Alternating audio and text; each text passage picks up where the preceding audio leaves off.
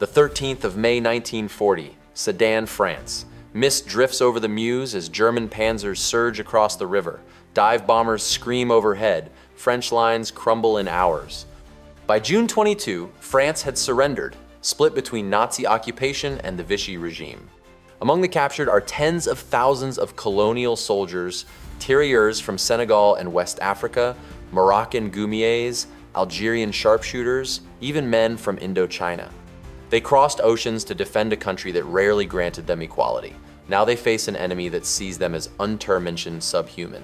For these men, captivity will mean more than imprisonment. It will bring summary executions, forced labor, medical experiments, and sterilization, all hidden behind the smoke of Blitzkrieg. This is the untold story of black POWs under the Nazis. The German offensive of May-June 1940 stunned the world. French generals expected months of trench warfare. Instead, German armor raced through the supposedly impassable Ardennes and drove for the Channel. Paris fell without a siege. Among the 1.8 million Allied prisoners were roughly 80,000 black colonial troops, Senegalese veterans, Moroccan and Algerian riflemen, and young men from French West Africa and Indochina. Many had fought with discipline and courage, holding bridges and villages long after neighboring French units collapsed. But Nazi ideology saw only skin color. Hitler's racial hierarchy placed blacks near the bottom, and many never reached POW camps at all. Whole companies were disarmed, marched to fields, and machine-gunned within hours of capture. Others were denied Geneva Convention protections and sent to brutal labor camps with starvation rations and inadequate clothing. These soldiers had defended a republic that often treated them as second-class citizens. In defeat, they discovered a harsher truth. To the Third Reich, their lives were expendable from the moment of surrender. For thousands of black colonial soldiers, capture meant a death sentence. Across northern France in May and June 1940, German field units carried out mass shootings within hours of surrender. Eyewitnesses recalled columns of Senegalese troops marching into clearings at bayonet point. Moments later, machine guns opened fire, and hurried burial details covered the shallow pits. These killings were not random. Nazi propaganda had long portrayed African soldiers as savages who fought outside the rules of war. German communiques claimed without proof that colonial troops mutilated German bodies or refused to take prisoners, using these falsehoods to excuse systematic reprisals. Some massacres were carefully planned. At places like Chasselet near Lyon and around Chartres, entire battalions of Senegalese tirailleurs were annihilated even after they had stacked arms. Local villagers later found fields littered with spent cartridges and discarded helmets. Historians estimate that as many as 10,000 black POWs were executed in 1940 alone, though the true figure will never be known. Even when shootings ended, abuse continued. Survivors were often beaten during transport and deliberately separated from white prisoners. Officers reported that guards treated them not as soldiers, but as animals to be disposed of. Many were shipped to ad hoc camps where food was scarce and medical care non-existent, ensuring that disease and exhaustion finished what bullets had begun. This campaign of terror fit neatly into Hitler's racial worldview. To Nazi ideologues, black soldiers symbolized the contamination of Europe. Their destruction was meant both to punish and to warn France against deploying African troops again. For the men who had defended France with courage and loyalty, the road from the battlefield to the mass grave was chillingly short. For the black soldiers who survived the first wave of executions, captivity brought years of slow violence. Unlike white French POWs who were processed under the Geneva Convention and sent to regular stalags, most colonial prisoners were denied official POW status. German officers labeled them native laborers, stripping them of rights and protections. From rail yards, they were herded into freight cars bound for Germany or forced march camps in occupied France. Survivors described days without water, the stench of cramped wagons, and guards who prodded them with rifle butts. Upon arrival, they entered a regime of starvation and hard labor. Many were assigned to quarries, forests, or road-building gangs, swinging picks from dawn until night on meager rations of black bread and watery soup. Winter brought frostbite and pneumonia. Summer meant dehydration and heat stroke. Medical care was rare, death rates soared, brutality was routine. Guards used whips or dogs to enforce discipline and mocked prisoners as apes. Photographs taken by German soldiers, some kept as morbid souvenirs, show black captives displayed like curiosities or trophies. Occasionally, groups of colonial POWs were shipped to Germany's vast network of concentration and labor camps, where they faced experiments, sterilization, or outright murder. At places like Mauthausen and Buchenwald, they shared the fate of political prisoners and Jews forced to haul stone or test chemical weapons until collapse. And yet, in the shadows of barbed wire, dignity endured. Former prisoners recalled secret songs from home, quiet prayer circles, and moments of solidarity with fellow captives of every background. Their courage did not end on the battlefield. It continued each day in the struggle to stay alive, to remember their names, and to refuse the Nazi goal of erasing their humanity. The brutal treatment of black POWs in 1940 was not a sudden innovation. Its roots stretched back to Germany's defeat in World War I, when French colonial troops occupied the Rhineland. To many Germans, the sight of African soldiers policing German towns was a national humiliation. Right-wing newspapers spread lurid myths of black rapists and blood pollution, insisting that France had unleashed Africans to weaken the German race. Adolf Hitler absorbed these ideas early. In Mein Kampf, he raged that France had opened up her reservoir of black people to contaminate Europe, and claimed, falsely, that Jews orchestrated the occupation to destroy German purity. These conspiracies hardened into policy after Hitler rose to power.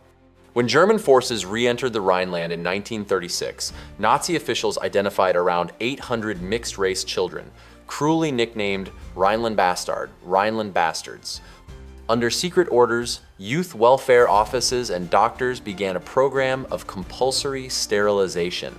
Teenagers were summoned for medical checkups, only to awaken from anesthesia unable to have children. Some were confined in special institutions, others simply disappeared. No trials, no appeals, only a bureaucratic effort to erase an entire generation. These practices were justified as racial hygiene, a concept promoted by Nazi physicians and accepted by many Germans as modern science. It was a rehearsal for later crimes. The same offices and doctors who targeted mixed-race children would soon oversee sterilizations of Roma, the disabled, and ultimately millions of Jews. Thus, long before the Blitzkrieg reached France, the Nazi state had already defined black lives as expendable. The killings and forced labor that awaited black POWs in 1940 were not improvisations of war, but the extension of a racist system deliberately built in peacetime. Adolf Hitler left no doubt about his beliefs. In speeches and writings after Mein Kampf, he repeatedly tied anti-black racism to his wider racial war. In 1928, he warned that as France declines in her own people's power, this state proceeds to the opening up of her reservoir of black people, calling the presence of African soldiers along the Rhine a danger of unimaginable proportions. He insisted that Jews had imported blacks to weaken. Germany, a baseless conspiracy that cast blackness itself as a biological weapon. This thinking shaped Nazi law. By the mid-1930s, marriage between black and white Germans was outlawed, and mixed-race children were barred from universities, many trades, and public employment. When Berlin hosted the 1936 Olympic Games, Hitler briefly muted these measures to avoid scandal. 18 black American athletes competed, and Jesse Owens famously won 4 gold medals, puncturing Nazi claims of Aryan athletic supremacy. But once the world's cameras left, repression resumed with even greater intensity. Gestapo files from 1937 and 1938 describe a systematic hunt for Rhineland bastards and black Germans for forced sterilization or medical experiments. Doctors and bureaucrats labeled these operations health measures, a cold administrative phrase that hid deep cruelty. Within the Nazi racial pyramid, Nordic and Western Europeans ranked highest. Slavs, Roma, and blacks sank near the bottom. Jews, in Hitler's view, were not merely low, but outside humanity altogether, an anti-race to be annihilated. By the time war began, the machinery of discrimination laws, police networks, medical units was already in place. So when black colonial soldiers were captured in 1940, their suffering was not accidental. It was the predictable outcome of years of ideology and policy, carried from pamphlets and speeches to the killing fields of France. The Berlin Olympics of 1936 offered a brief, deceptive pause in Nazi racism. To impress the world, Hitler ordered openly racist actions to stop during the Games, allowing black athletes, including 18 Americans, to compete. When Jesse Owens sprinted to 4 gold medals and other black athletes claimed the podium, Nazi dreams of Aryan athletic supremacy collapsed in full view of the global press. But the moment of tolerance ended as soon as the crowds dispersed. Within months, the Gestapo resumed its search for mixed-race Germans, dragging teenagers from homes and schools for sterilization. New regulations barred black Germans from universities, civil service, and skilled trades, pushing families into poverty and invisibility. Jazz and swing music celebrated by German youth were branded as degenerate Negro culture, and musicians were harassed or banned. Foreign black civilians were also swept into the Reich's tightening net. Renowned jazz trumpeter Valaida Snow, arrested while touring Denmark, was interned in a Nazi camp. Artist Josef Nassy, an African-American of Surinamese heritage, was captured in Europe and imprisoned for years. As the war widened, even captured American servicemen of African descent faced brutal treatment. Merchant seaman Lionel Romney was sent to the infamous Mauthausen concentration camp.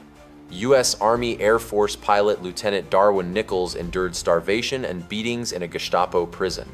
Unlike most white POWs, these men were routinely denied the protections of the Geneva Convention. This post-Olympic crackdown showed that the Nazi racial war was not limited to Jews or political opponents. It targeted anyone whose very existence defied the myth of Aryan purity. For black Germans and foreign civilians, the years after 1936 became a silent siege of surveillance, forced operations, and captivity. As war engulfed Europe, black soldiers and civilians from far beyond France were caught in the Nazi web. Among them were African-American servicemen who found themselves in German hands.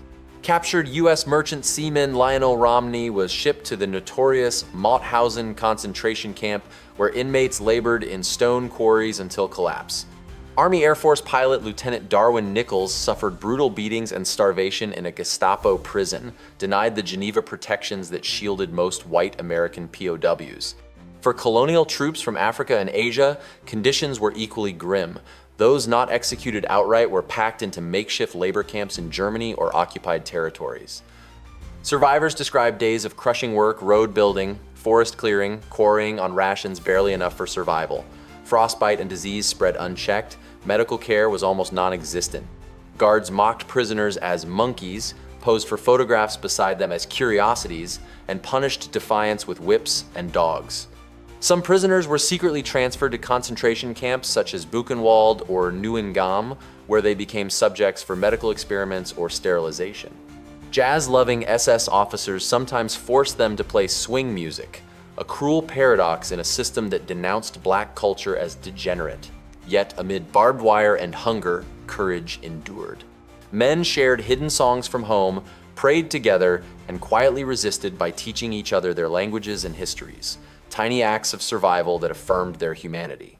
The experience of these African-American and colonial prisoners highlights a larger truth. For the Third Reich, race determined fate. Being black, whether as a French rifleman or an American pilot, meant harsher captivity, greater danger, and often death simply for existing. After France's surrender, the June 1940, the armistice carved the country in two. The North fell under direct Nazi rule, while the South was governed by the collaborationist Vichy regime. For black colonial soldiers who had survived the initial massacres, this political division often determined their next ordeal. Many prisoners captured in the North remained under German control and endured years of forced labor.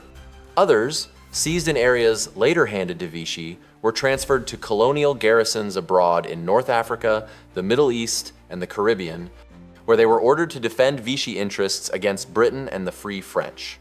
This meant that some men who had risked their lives for France were now compelled to fight for a government aligned with their Nazi oppressors.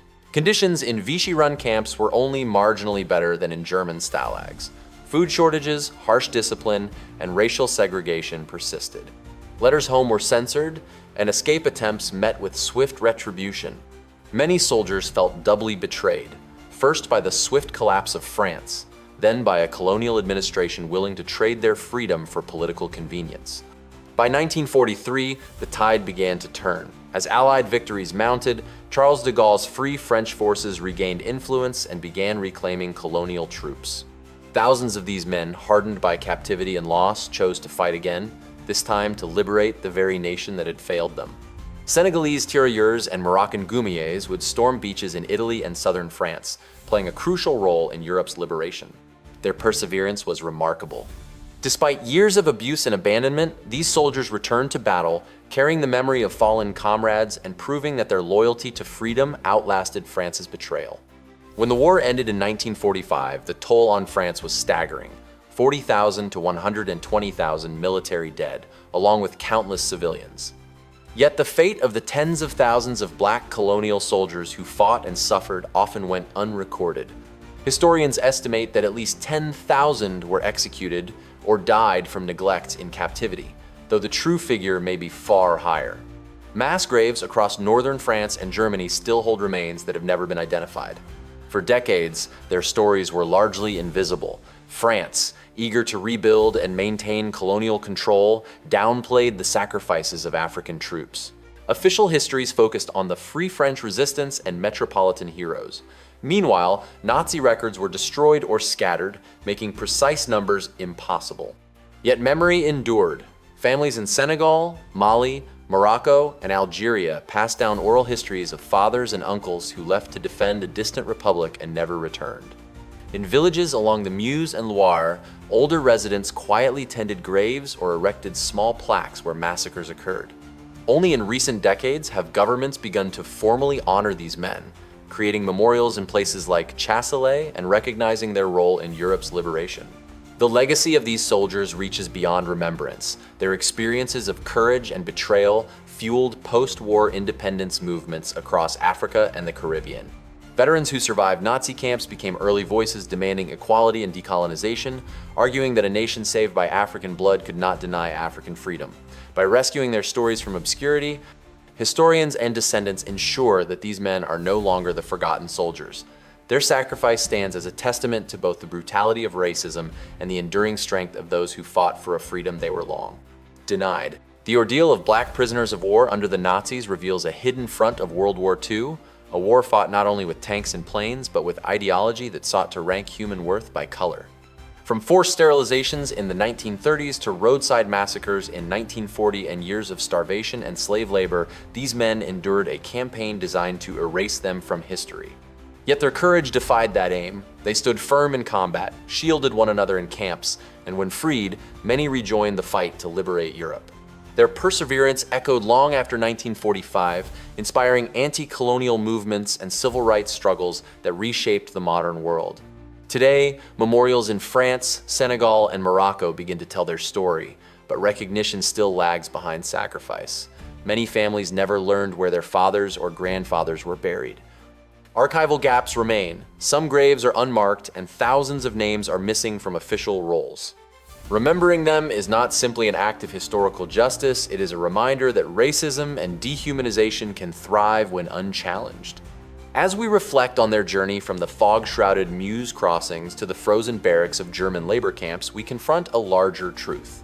The fight for dignity and equality is inseparable from the fight for freedom itself. Their courage broadens the meaning of victory in World War II, proving that even in the darkest captivity, the human spirit can resist erasure. 80+ years on, let us speak their names, honor their service, and ensure their sacrifice is never forgotten. This is not only France's history or Africa's history, it is world history, and it belongs to all who believe that every life, whatever its color, holds equal worth.